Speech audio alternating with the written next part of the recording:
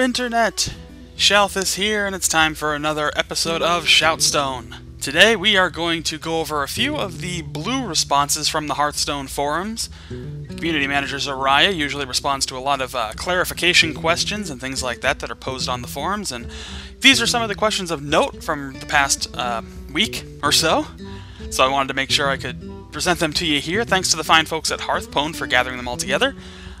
This is not all of them, but this is a good portion of them that I thought were the most interesting and provided the best kind of responses. And I'll try to also provide a little bit of a visual accompaniment when I report on these so they can be a little easier to digest, since you're not just getting a bunch of words, which I know for some folks can be quite daunting.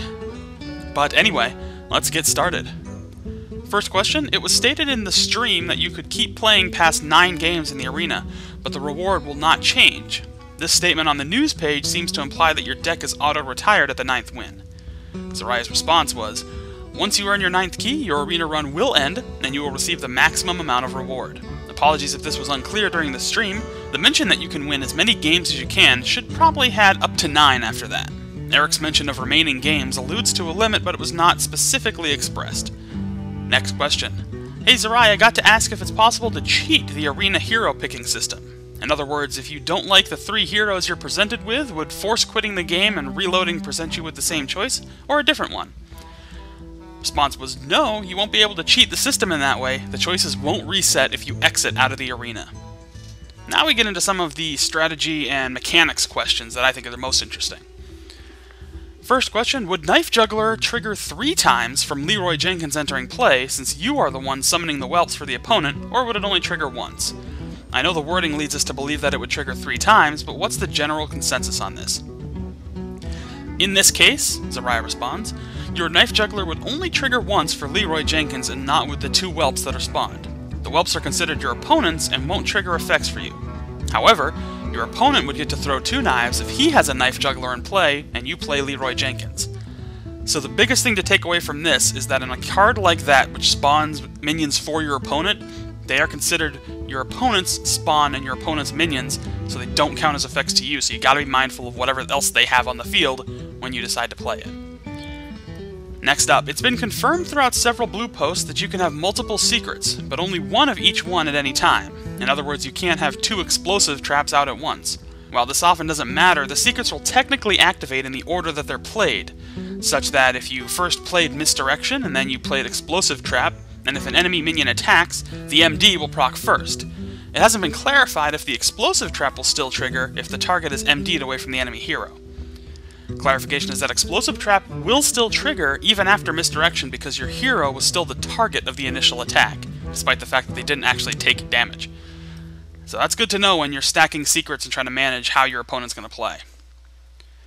Next question. Also, let's say we have a Paladin. He has 1 health left, he plays Holy Wrath and draws a Molten Giant. Does Holy Wrath deal 20 damage because Molten Giant's original cost is 20? Or does it deal 0 damage because Molten Giant now costs 0? Answer is the Holy Wrath would deal 0 damage. The cost of Molten Giant is constantly updated, even as he's in your deck, so when you get the draw, it'll match the cost of when it's in your hand. This is the same for Sea Giant and Mountain Giant. Follow-up question, do I have to choose the target before seeing which card was drawn? Correct, you will cast Holy Wrath by selecting a target, then the card will be drawn and the damage will be dealt. Another mechanics question. Question about Death Rattle. Doomsayer and Sylvanas Windrunner versus any minion with Ancestral Spirit. Does Death Rattle trigger as fast as Battlecry effects and Sylvanas would have no target, or does Ancestral Spirit trigger before? In this case, Doomsayer and Sylvanas Windrunner would trigger and resolve before Ancestral Spirit goes off. Doomsayer will destroy all minions on the board, and then Sylvanas' ability will try and take control of a minion, but there will be no valid targets to play, and her ability will fizzle. After all that, Ancestral Spirit will bring back the minion. Last question. If I already have 6 minions on the battlefield and play another one, like Murloc Tidehunter, who summons another one too, what will happen? The answer is the extra minion will not be cast at all. If there's only 1 available spot left on your minion row, the minion you first cast will fill that spot, and the minion it creates will just not happen. So I hope that provides enough of a response for you and clarification of all those nice detailed questions. We'll have more as they are posted up and as we get them. Keep in mind, we do release new videos every single day. So if you enjoyed this, or if you enjoyed any of our other videos, go ahead and click the like button, and please subscribe. We much appreciate it.